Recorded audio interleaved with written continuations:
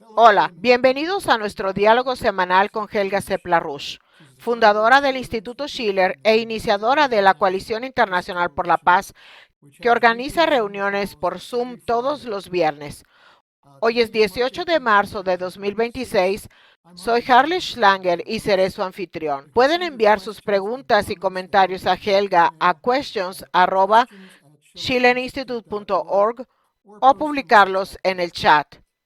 Helga, nos encontramos ya en la tercera semana de la guerra no provocada de Estados Unidos e Israel contra Irán, con la posible excepción del presidente Trump, de su cruzado en jefe Hegseth y de los halcones de guerra más acérrimos del complejo militar industrial. La mayoría de los análisis concluyen que Estados Unidos e Israel cometieron graves errores de cálculo respecto a su capacidad de derrotar a Irán. Trump, quien parece estar buscando una vía de escape, parece alternar entre una euforia maníaca por la capacidad destructiva del poder militar estadounidense, la ira por la falta de apoyo de los aliados de Estados Unidos y la frustración porque Irán no se rinde. Tú has insistido en que la diplomacia es necesaria, pero una diplomacia basada en el compromiso de poner fin a la geopolítica y en un acuerdo para adoptar una nueva arquitectura de seguridad y desarrollo. También expresaste la preocupación que comparten muchos analistas que si Irán no se rinde, Israel podría utilizar armas nucleares para hacer realidad el sueño de Netanyahu, que desde hace 40 años aspira a destruir Irán. Así pues, teniendo todo esto en cuenta, ¿qué piensas de la situación actual? Es peor que ayer. La situación está escalando de manera continua. El ministro de Defensa israelí, Katz, anunció esta mañana que durante la noche mataron al jefe de inteligencia de Irán, quien era una figura muy importante en la estructura del gobierno. Además, se produjo un ataque en las inmediaciones, muy cerca de las instalaciones nucleares de Bushehr, donde trabajan casi 700 empleados rusos, entre científicos e ingenieros. Por lo tanto, es evidente que estos dos incidentes representan una escalada muy grave y, en reacción a ello, Irán anunció que el personal tenía que evacuar las instalaciones energéticas de varios estados del Golfo. Así que obviamente está planeando lanzar un contraataque contra dichas instalaciones. Ahora bien, esto obviamente significa que probablemente estemos presenciando otra explosión en el precio del petróleo, lo cual ya ha tenido consecuencias muy graves para la economía mundial.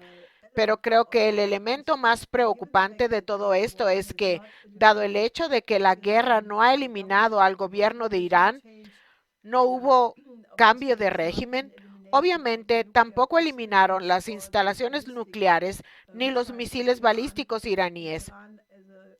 E Irán, como respuesta, exigió por su parte que Estados Unidos se retire de la región de Oriente Medio, que se paguen reparaciones de guerra por los daños infligidos a Irán y que se indemnice por los perjuicios sufridos desde que se impusieron las sanciones a Irán hace muchas décadas, y que por lo demás Irán declara que está dispuesto a aceptar una solución de paz, no un simple alto al fuego, sino una paz permanente. Y de hecho ha agradecido a muchos países amigos que han presentado propuestas sobre cómo poner fin a la guerra. Así que la situación es sumamente, extremadamente tensa. Y hay muchas voces, especialmente en Estados Unidos, de varios analistas que advierten que hay un gran peligro de una operación de falsa bandera. En otras palabras, que podría producirse algún incidente en Estados Unidos, por ejemplo, una bomba sucia con rastros que sugieren que es de procedencia iraní, y que esa atrocidad sería la excusa que utilizarían Israel o Estados Unidos para lanzar una bomba nuclear contra Irán.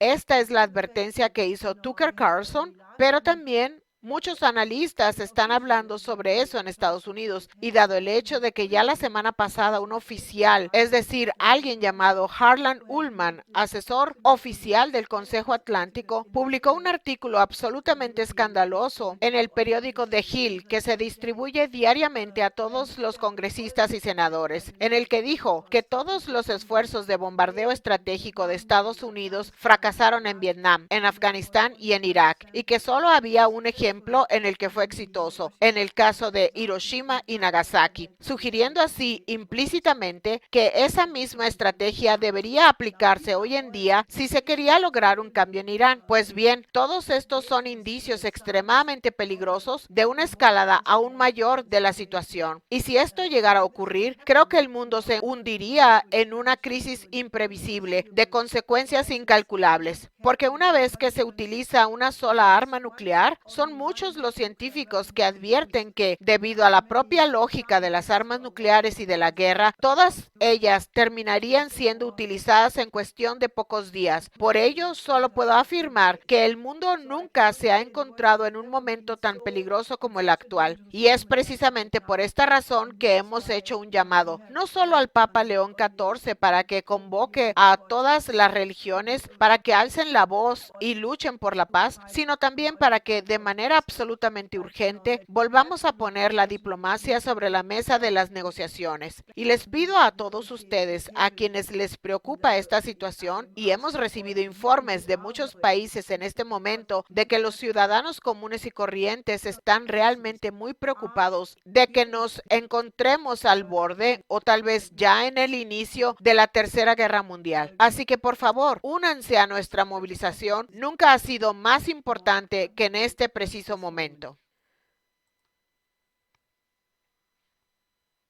Escribiste una carta abierta al Papa León XIV pidiéndole que interviniera siguiendo la tradición del cardenal del siglo XV, Nicolás de Cusa, y que personas de todas las confesiones religiosas se te unieran en una movilización por la paz. ¿Cuál ha sido la respuesta a esa iniciativa? Bueno, creo que se está tomando muy en serio. En primer lugar, ya contamos con un número significativo de firmas, las cuales tenemos previsto publicar muy pronto. Además, la gente ha comentado por lo general que se trata de una propuesta sumamente reflexiva, ya que aborda la necesidad de elevar la crisis al más alto nivel de la razón, si es que se pretende hallar una solución. Así que solo puedo decirles, por favor, ayúdenos a difundir esa carta, descárguenla. Hemos incluido el enlace en la descripción de este programa.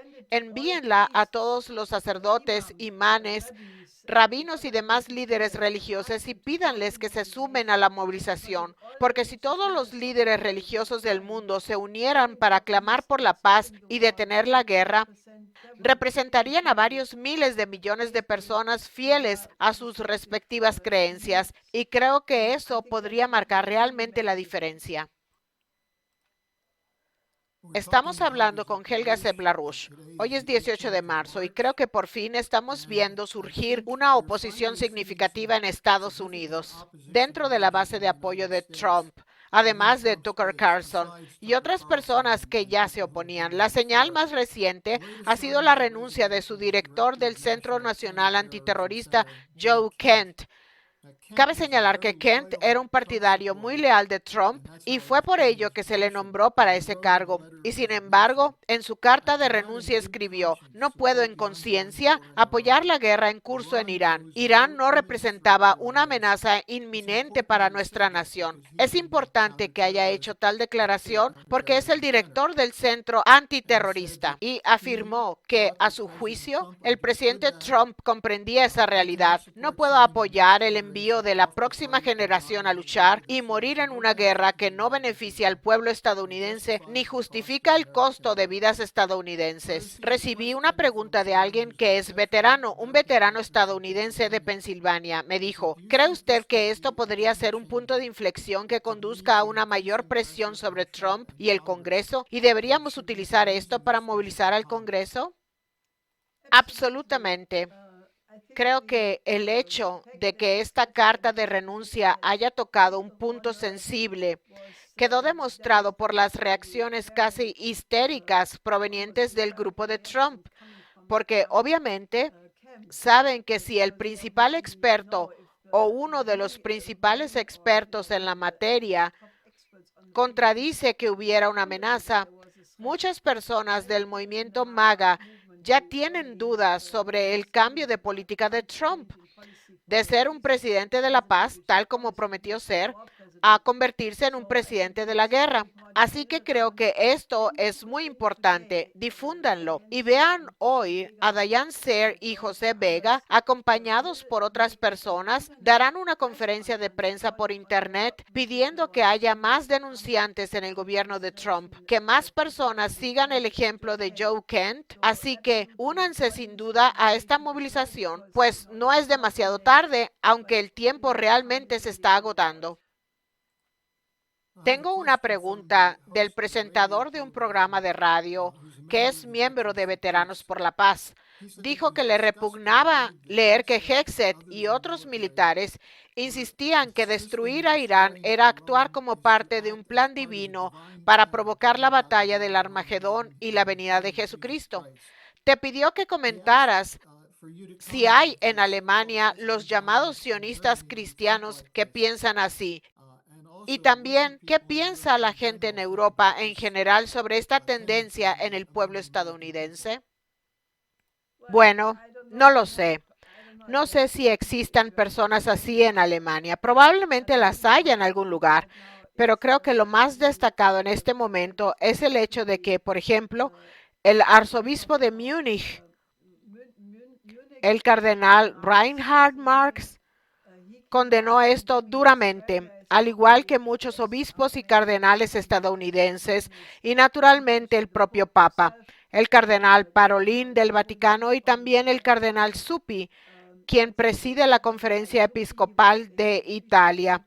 Así pues, en la Iglesia Católica existe una condena muy clara que evoca el hecho de que Dios ama a los pacificadores y no a los belicistas, es decir, es lo contrario a lo que está sucediendo. Y creo que la población en general está empezando a realmente preocuparse. De hecho, estamos hablando con mucha gente y se quedan realmente sin palabras cuando oyen cosas como las que dice el presidente Trump en relación con el ataque a la isla de Karg y el posible despliegue de tropas terrestres allí, que solo quiere hacerlo por diversión. Quiero decir, ¿cómo es posible poner en riesgo las vidas de soldados estadounidenses y de ciudadanos iraníes por diversión? Algo que claramente sale del manual del diablo y no es un plan divino. Quiero decir, esto es absolutamente indignante. Creo que el hecho de que cuando Trump pidió a los llamados aliados a unirse para defender la apertura del estrecho de Hormuz, todos ellos se negaron, incluido Japón, que uno habría pensado que se uniría debido a la militarización que están teniendo allí. También incluso Gran Bretaña, Alemania y todos los miembros europeos de la OTAN. Todos se negaron a participar y naturalmente esto enfureció a Trump de nuevo. Creo que todo el mundo reconoce que esto va demasiado lejos, muchísimo más allá de lo aceptable. Es cruzar el Rubicón.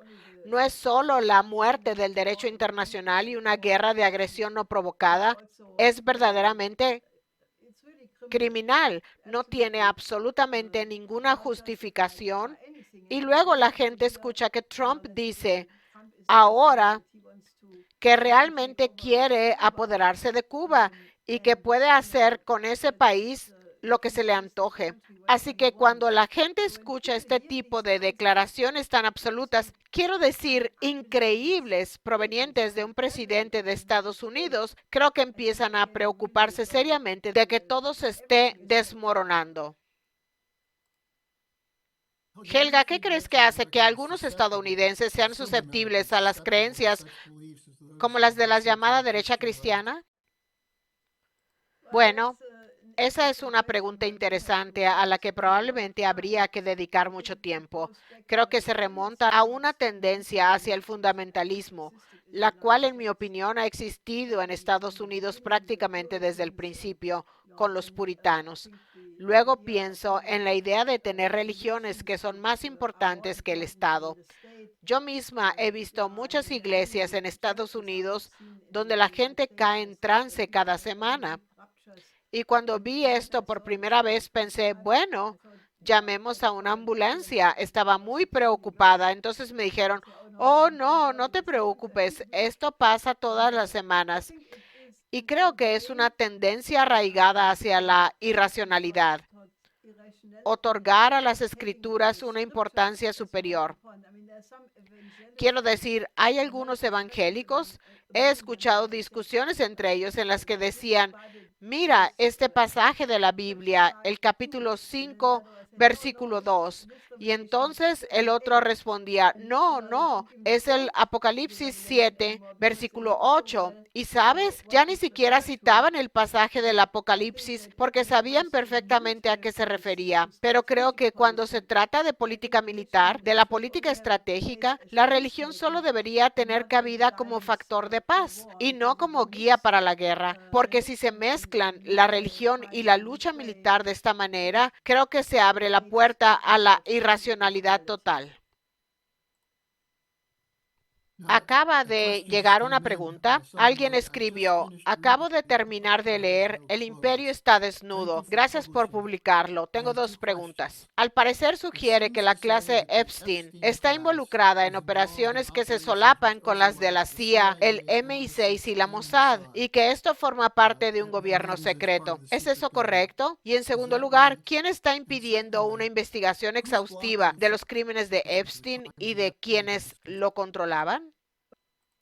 Bueno, obviamente las autoridades de Estados Unidos, el Departamento de Justicia, el Senado y el Congreso, las comisiones respectivas que deberían comenzar a investigar esto y probablemente también los fiscales estatales. Desconozco las figuras exactas que estarían obligadas a hacerlo, pero el hecho es que esto no se está investigando en ninguna parte.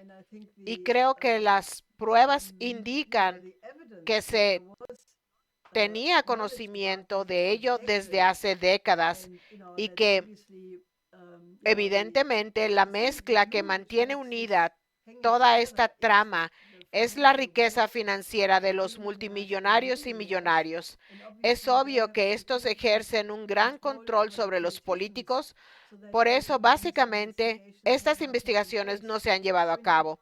Quiero decir, en definitiva, todo el sistema está podrido hasta la médula. Y si los ciudadanos honestos no se unen para exigir que esto cese, creo que veremos el colapso de la civilización occidental.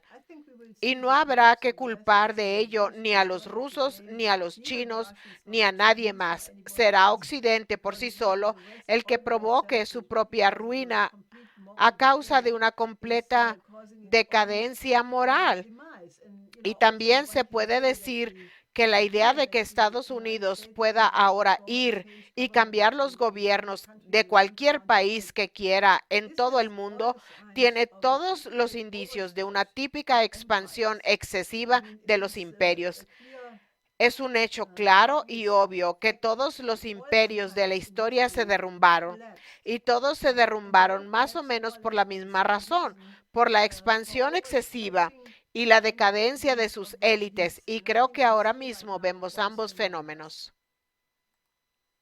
Aquí tenemos una pregunta interesante que llegó justo mientras hablaba sobre eso. Alguien dijo, escuché que se pospuso la próxima visita de Trump a China. ¿Qué repercusiones ha tenido la reducción de las exportaciones de petróleo y gas del Golfo Pérsico a China? ¿Qué dice el gobierno chino sobre la guerra? ¿Y no debería suceder de todos modos la reunión entre Trump y China?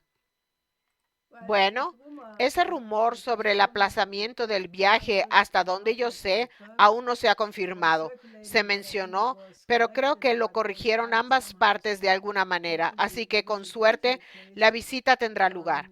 y estoy segura de que el tema de la seguridad energética será un asunto de gran importancia. Creo que China se ve menos afectada que, digamos, Japón o Corea del Sur, porque China posee, a pesar de cierta vulnerabilidad, una enorme autosuficiencia en términos de energía nuclear, centrales de carbón limpio, energía hidroeléctrica y energías renovables. Por lo tanto, creo que su matriz energética es tal que en realidad no se ven afectados. Pero creo que para Japón y también para Corea del Sur y otros países asiáticos, la situación es mucho más grave. Esta es una pregunta de alguien que comentó: la semana pasada habló de un cambio en Alemania para plantearse volver a la energía nuclear.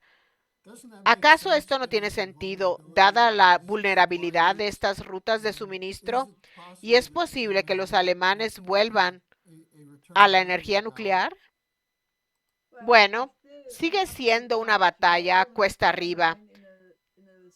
Ursula von der Leyen, en un raro momento de lucidez, afirmó básicamente que la decisión de Europa de abandonar la energía nuclear fue un error estratégico. Y Söder, el ministro presidente de Baviera, respondió de inmediato: sí, deberíamos volver a la energía nuclear. Lamentablemente, el canciller Merz intervino entonces para decir: sí, sería una buena idea, pero es irreversible.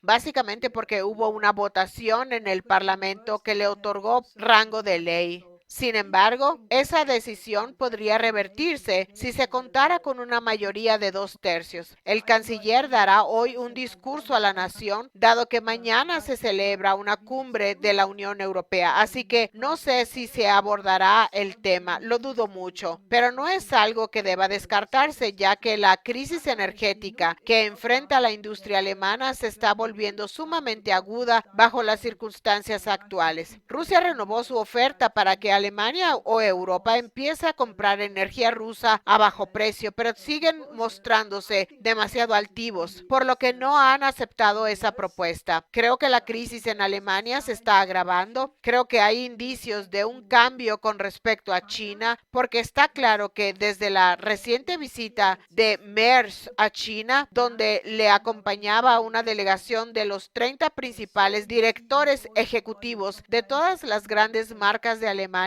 han abandonado la idea de la desconexión y la reducción de riesgos y ahora buscan una cooperación productiva con China, lo cual me parece muy importante y muy positivo. Pero creo que esto aún no es suficiente para detener la caída libre de la economía alemana. Así que, sin duda, creo que nos esperan días turbulentos. Acaba de llegar otra pregunta sobre la OTAN. ¿Por qué cree que los países de la OTAN no quieren intervenir en el Golfo Pérsico? ¿Se debe a una oposición a Trump o a una oposición a la guerra? ¿Cuál cree que es el motivo? Bueno, creo que estamos en la tercera semana del ataque y está claro que ninguno de los objetivos fijados por Trump se han cumplido. No se ha producido ningún cambio de régimen. Las instalaciones nucleares no han sido destruidas. El sistema de misiles balísticos no ha sido destruido y no hay indicios de que Irán se esté desmoronando. Más bien al contrario, todo apunta a que la gran mayoría de la población está apoyando al gobierno porque no lo consideran como los medios de comunicación occidentales intentan presentar, un gobierno contra los mulás, sino contra el gobierno de la antigua nación persa, la civilización persa. Y a la luz de este ataque totalmente injustificado, creo que la gente reconoce dónde está la razón y dónde el error. De ahí que esté brindando su apoyo al gobierno. Asimismo, considero que, dado que los países occidentales cuentan, al menos formalmente, con servicios de inteligencia, disponen de un análisis de la situación y ven que esta campaña está completamente mal definida. Además, no sé si realmente tienen tanto poder. Los franceses han desplegado el portaaviones Charles de Gaulle al Mediterráneo, pero manteniendo una cierta distancia. Creo que el argumento es que no piensan, y así lo han dicho, que puedan aportar ninguna capacidad militar a la que ya posee por sí solo Estados Unidos, con su poderío militar verdaderamente abrumador. Así pues, dicen que no añadirían nada y por consiguiente no intervienen. Obviamente no desean verse arrastrados a una guerra perdida, la cual solo podría acarrear consecuencias negativas para el futuro si llegara a su fin antes de desembocar en una tercera guerra mundial. Y creo que la gente es consciente del hecho de que esta situación tiene en efecto el potencial de convertirse en una tercera guerra mundial. Tenemos aquí una pregunta de Bob Banji, un activista de la Rush de mucho tiempo, quien plantea lo que parece ser una pregunta obvia. ¿Por qué Trump no se deshace de los oligarcas que están destruyendo a nuestra república? Bueno, creo que probablemente él se propuso intentar cumplir lo que había prometido, ser un presidente de la paz. Sin embargo, me parece que con toda probabilidad eligió a muchas personas equivocadas para integrar a su gabinete. Considero que el elemento neoconservador dentro de su gabinete ha terminado por imponerse. Al parecer existe cierta diferencia de posturas entre Rubio y J.D. Vance. No obstante, dicha diferencia aún no se ha traducido en ningún efecto concreto. Tulsi Gabbard está bastante callada. Su colaborador Joe Kent renunció, pero ella no se distanció de la guerra. Por lo tanto, creo que mi mejor explicación es que los neoconservadores paso a paso han tomado el control y ahora ostentan el poder. Bien, ahora, este viernes tendremos nuevamente la Coalición Internacional por la Paz. Esta iniciativa ha cobrado una importancia cada vez mayor como punto focal de la resistencia a los globalistas y a la política bélica. ¿Quiénes serán los invitados esta semana y qué puede esperar el público? Continuaremos con el debate que tuvimos el viernes pasado, cuando participaron en la conferencia el embajador de Irán en México y también el padre Berry. En aquella ocasión, dialogamos junto con otros participantes, naturalmente, como Jack Gilroy de Pax Christi y el presidente Ramotar de Guyana, sobre diversos temas. Así que continuaremos con eso, porque lo que empezamos a debatir fue la idea de que tenemos que combinar la idea del llamado al Papa y a todas las religiones para elevarnos al nivel de la coincidencia oppositorum, la coincidencia de los opuestos, uniendo a todas las religiones, pero combinándola con la idea del diálogo entre civilizaciones, que en realidad fue un llamado que hizo el expresidente de Irán, Khatami, en el año 2000, cuando exigió un diálogo de civilizaciones, lo que en aquel momento tuvo bastante repercusión. Kofi Annan, entonces secretario general de la ONU, organizó conferencias, creo que incluso se incluyó en las actas de la ONU. Y muchos países están considerando seriamente en este momento que solo mediante la combinación de dicha unidad religiosa en el marco de los esfuerzos por la paz y un diálogo de civilizaciones será posible establecer un nivel de la razón que señale una salida a estas guerras interminables. Nos encontramos en un punto en el que, en la era de las armas termonucleares, si no logramos elevarnos a un nivel en el que se supere la geopolítica y en el que hablemos de una nueva arquitectura de seguridad y desarrollo que tenga en cuenta los intereses de todos los países del planeta, si no damos ese salto mental, el peligro de que nos autodestruyamos como especie será mayor que en cualquier otro momento de la historia de la raza humana. Así pues, ese será el tema central. Seguramente contaremos con oradores destacados para abordar esta cuestión. Por ello, los invitamos a acompañarnos y a sumarse a este esfuerzo, porque esa es la única vía segura que veo para salir de esta horrible, horrible crisis. Y también más tarde, hoy, como mencionaste antes, habrá una conferencia de prensa con Diane Sayre y José Vega para abordar la cuestión de cómo salir de la guerra. Helga, gracias por acompañarnos y están pasando muchas cosas. Este es el momento en que las personas deben mirarse al espejo y preguntarse, ¿desean tener un futuro o no? ¿Y en quién pueden confiar para hacer realidad un mejor futuro? Y realmente incumbe al pueblo estadounidense, que cuenta con un sistema constitucional, utilizar ese sistema para cambiar el rumbo del país. Así que gracias y nos vemos pronto. Sí, espero verlos el viernes.